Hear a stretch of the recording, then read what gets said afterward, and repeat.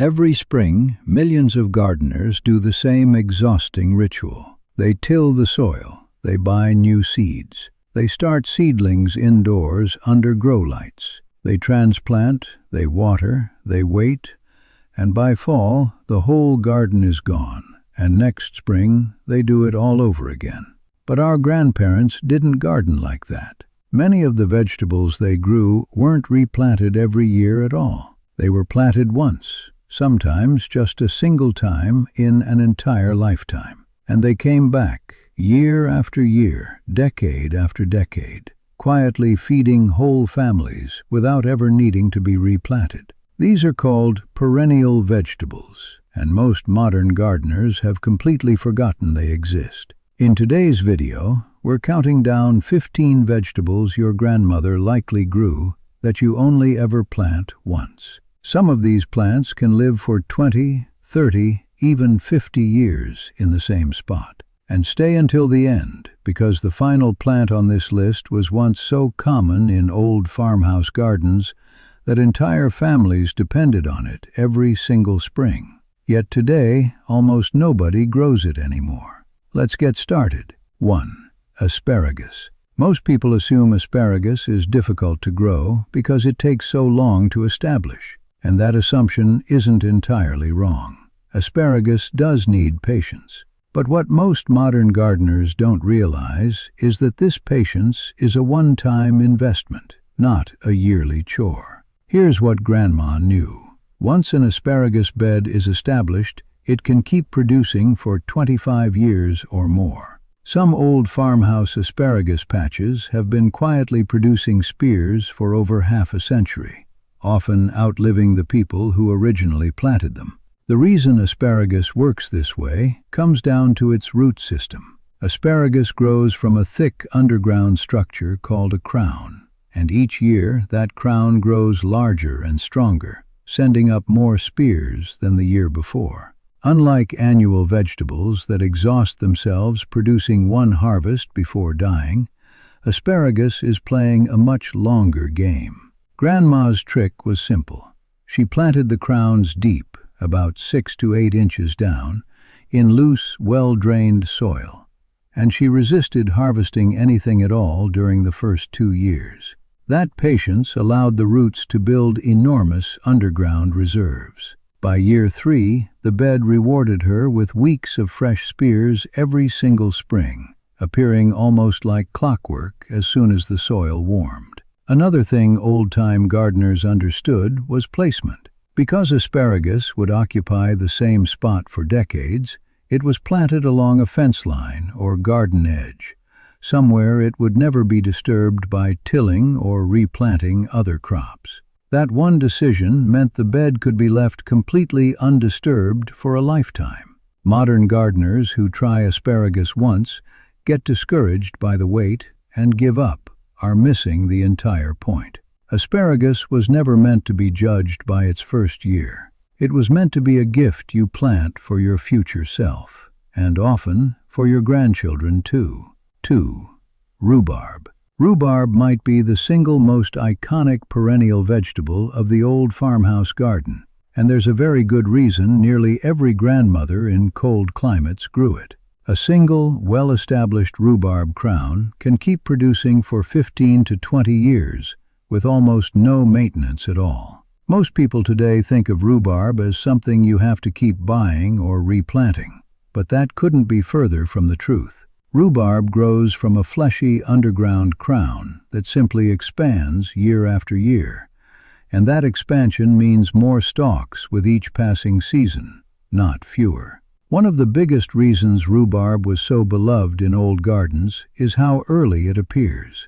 While most vegetables are still weeks away from producing anything, rhubarb stalks are already pushing up through the soil, often before the last frost has fully passed. For families who had gone all winter without fresh produce, that early rhubarb harvest felt like a small miracle every single year. Grandma's method was almost embarrassingly simple. She planted the crown in a sunny spot with rich, well-drained soil, gave it room to spread, usually 3 to 4 feet, and then largely left it alone. Every few years, she might divide an overcrowded crown to keep it vigorous, but otherwise, rhubarb was treated as a permanent fixture of the garden, not a crop to be reconsidered each spring. There's one detail modern gardeners often miss. Only the stalks are eaten. The leaves are toxic and were always left in the compost pile, never the kitchen. That single piece of inherited knowledge was passed down almost automatically in families that grew rhubarb, simply because everyone already knew it. Once established, rhubarb becomes almost embarrassingly productive, often producing more stalks than a single family can use, which is exactly why it was so often shared between neighbors, traded at church socials, or given away in armfuls every spring. 3. Egyptian walking onions. This next plant has one of the strangest names in the entire garden, and once you understand why, you'll never forget it. Egyptian walking onions are called that because they genuinely appear to walk across the garden, year after year, without anyone ever planting a single new bulb. Here's how it works. Instead of flowering normally, these onions grow small bulblets at the very top of tall stalks. As those bulblets grow heavier, the stalk eventually bends over under the weight, and the bulblets touch the ground and root exactly where they land. The following year, new plants grow from that spot, and the process repeats, with the onion patch slowly migrating across the garden bed all on its own. For busy grandparents managing large gardens, this was an incredible advantage. There was no seed ordering, no annual planting, no gaps in the onion supply. The plant essentially propagated itself indefinitely, spreading a little further each year, while the original planting continued producing as well. Another advantage walking onions have over regular onions is their hardiness. They tolerate cold winters far better than standard onion varieties, often staying green and harvestable even after the first frosts of autumn. Many old farmhouse gardens relied on walking onions specifically because they extended the fresh onion harvest deep into the colder months, when other alliums had already finished for the season. Harvesting was refreshingly simple, too. Both the green tops and the underground bulbs could be used, meaning a single patch offered two different kinds of harvest depending on what a recipe called for that week. Grandma's only real job with walking onions was occasionally redirecting where they spread, gently guiding the bulblets toward open soil rather than letting them wander into a walking path. Beyond that, this was a plant that essentially took care of itself, quietly expanding the family's onion supply one traveling bulblet at a time. 4.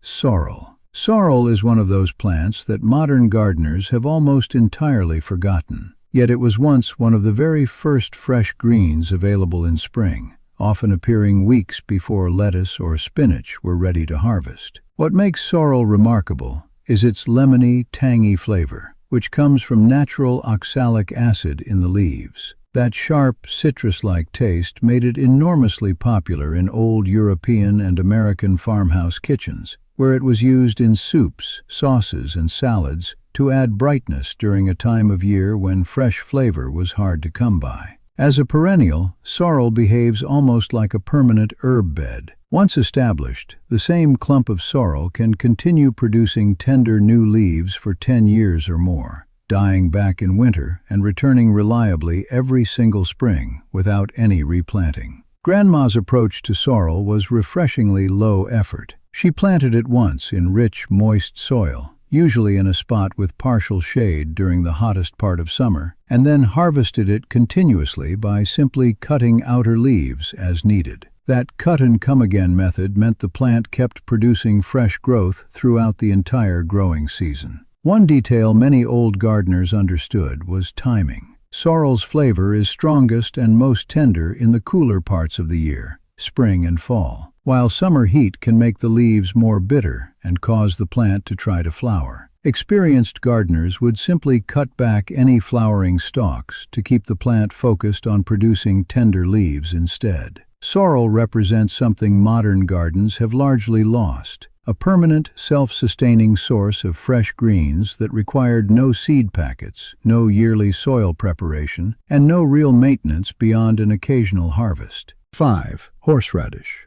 If there's one plant on this list that proves perennial vegetables can be almost too persistent, it's horseradish. Once you plant horseradish, you may genuinely struggle to ever get rid of it, and old-time gardeners considered that a feature, not a flaw. Horseradish grows from a thick taproot that can extend deep into the soil, and even a small piece of that root left behind after harvesting is often enough to grow an entirely new plant the following year. This is exactly why grandparents rarely worried about running out of horseradish. Digging up the root for use in the kitchen almost guaranteed the plant would return regardless. The pungent, spicy root was a staple condiment in old farmhouse kitchens, grated fresh and mixed into sauces, preserved in vinegar, or served alongside meats. Because the plant was so undemanding, it was often relegated to a corner of the garden where little else would grow well, tolerating poor soil and general neglect far better than most vegetables ever could.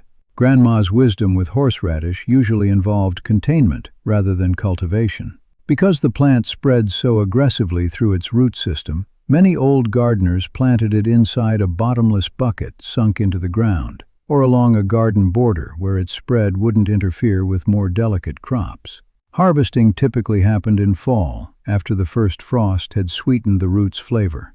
Only a portion of the root system was dug up at a time, leaving the rest in the ground to continue growing for the following year. That partial harvest method meant a single horseradish planting could realistically supply a family indefinitely, sometimes for multiple generations, without anyone ever needing to replant it. 6. Jerusalem artichokes, sunchokes. Despite the name, Jerusalem artichokes have nothing to do with Jerusalem, and they're not related to regular artichokes either. They're actually a type of sunflower, grown for their knobby, potato-like tubers that form underground, and once planted, they are remarkably difficult to fully remove from a garden. That persistence is exactly why old-time gardeners loved them. A single planting of Jerusalem artichokes can continue producing an abundant harvest of tubers for decades, since any small piece of tuber left in the soil after harvest will simply grow into a new plant the following season. The plants themselves grow tall, often 6 to 10 feet, with cheerful yellow sunflower-like blooms in late summer, which made them a familiar, almost ornamental sight along old farmhouse fence lines and garden borders. What made Jerusalem artichokes especially valuable to earlier generations was their productivity. A single plant can produce several pounds of tubers in a season, meaning even a small planting could provide a substantial amount of food. The tubers store well in the ground over winter too, allowing families to simply dig up what they needed throughout the colder months, rather than relying entirely on a root cellar. Grandma's method was almost laughably simple. Plant the tubers once in a spot where the towering plants and spreading roots wouldn't crowd out other crops, then harvest by digging as needed, always leaving a portion of tubers behind to guarantee next year's crop. Because the plant is so vigorous, many old gardens dedicated an entire out-of-the-way corner specifically to Jerusalem artichokes, treating them almost like a perennial crop rather than a vegetable that needed yearly attention. 7.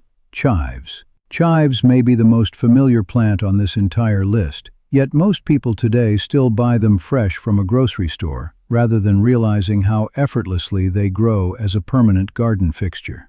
A single clump of chives, once established, can continue producing fresh, mild, oniony flavor for well over a decade. The plant grows from a cluster of small bulbs that multiply underground every year, meaning the clump itself grows larger and more productive with each passing season, rather than needing to be replanted. Old farmhouse gardens almost always kept chives close to the kitchen door, and for good reason. Because the plant could be harvested by simply snipping the tops with scissors, fresh chives were available almost instantly, without the delay of walking to a distant garden bed. Grandma's care routine for chives was about as minimal as gardening gets. Plant once in reasonably fertile soil, water occasionally during dry spells, and harvest by cutting rather than pulling, which encourages the plant to continue producing fresh growth throughout the season. Every few years, an overcrowded clump could be divided to create entirely new plants elsewhere in the garden, essentially multiplying the harvest for free. Chives also produce attractive purple flower blooms in early summer, which were often left in place both for their beauty and because pollinators were strongly drawn to them. 8. Perennial kale. Most people assume all kale is an annual or biennial crop that needs to be replanted from seed every year. But several old heirloom varieties of kale, sometimes called tree collards or walking stick kale, are true perennials, capable of producing edible leaves for 5 to 10 years from a single planting. Unlike common grocery store kale, perennial kale grows into a tall, almost shrub-like plant with a thick, woody stem that can reach several feet in height over time. Because the plant never fully dies back, it can be harvested continuously, with new leaves regrowing from the top as older leaves are picked from below. Old-time gardeners valued perennial kale specifically because it filled a gap that most vegetables couldn't. It remained productive through much of the winter in mild climates, and even in colder regions, it often survived frosts that would completely destroy more tender greens, sometimes with the cold even improving its flavor by making the leaves sweeter. Propagation was refreshingly simple as well. Rather than starting new plants from seed, Grandma could take a cutting from an established plant, root it in water or moist soil, and grow an entirely new perennial kale plant for free. This meant a single original plant could be used to fill an entire garden bed over just a few seasons. Because the plant grows so tall and woody over time, some old gardeners even used it as a natural trellis or windbreak for other, more delicate crops growing nearby. It's a rare example of a vegetable that offered both a continuous harvest and a practical structural benefit within the garden itself. 9. Sea kale. Sea kale is a plant most modern gardeners have never even heard of, yet it was once a genuinely prized vegetable in coastal farmhouse gardens, admired for both its unusual flavor and its incredible longevity. As its name suggests, sea kale originally grew wild along coastlines, and it developed a natural tolerance for poor, sandy soil and salty air that most other vegetables simply couldn't handle. That toughness carried directly into the garden, where a single sea kale plant can continue producing for 15 years or more with very little care. What made sea kale especially treasured in old gardens was a technique called blanching. Gardeners would cover the emerging spring shoots with an upturned pot or a mound of soil, blocking out sunlight completely. Without light, the shoots grew pale, tender, and remarkably mild in flavor, similar in texture to asparagus, but with their own delicate, slightly nutty taste. Grandma's approach to sea kale involved patience during the first year, much like asparagus, allowing the plant to establish a strong root system before any serious harvesting began. After that initial period, the same plant could be blanched and harvested every single spring, often for well over a decade without any decline in production. Because sea kale tolerates neglect so well, it was frequently planted in difficult corners of the garden where soil quality was poor, or where other vegetables consistently struggled. In many ways, sea kale represented exactly the kind of forgiving, resilient plant that old-time gardeners relied on when they needed a dependable harvest from land that wasn't perfect. 10. Lovage. Lovage looks a little like an oversized celery plant, and in many old gardens, it was used as a natural substitute for celery, offering a similar flavor from a plant that required drastically less effort to maintain year after year. This is a true perennial that can live for 15 years or more once established, often growing quite large, sometimes reaching 6 feet in height by late summer. Every part of the plant was traditionally used in old farmhouse kitchens, from the celery-flavored leaves and stalks to the seeds, which were saved and used as a seasoning, much like celery seed. What made lovage particularly appealing to earlier generations was its intense flavor concentration. Because the taste was so strong, only a small amount of lovage was needed to season soups, stews, and stocks, meaning a single plant could season an enormous number of meals across an entire growing season. Grandma's approach to lovage was simple and consistent. She planted it once in a permanent spot, usually toward the back of the garden bed, given how tall it eventually grew, and then harvested leaves and stalks continuously throughout spring and summer. In fall, the plant would die back to the ground, only to return reliably again each following spring from the same established root system. Because lovage requires so little maintenance and returns so reliably, many old gardens treated it almost like a permanent herb bush rather than a vegetable, tucking it into a corner once and then benefiting from it for the rest of the garden's existence. That's the real difference between the way many of us garden today and the way our grandparents gardened a few generations ago. Modern gardening has become a yearly cycle of buying, planting, and starting over. But for centuries before that, families built gardens meant to last. Investments made once, with the expectation that the harvest would simply continue season after season, largely without help. There's something worth remembering in that approach. Sometimes, the most productive thing you can do in a garden isn't planting more. It's planting something that only needs to be planted once.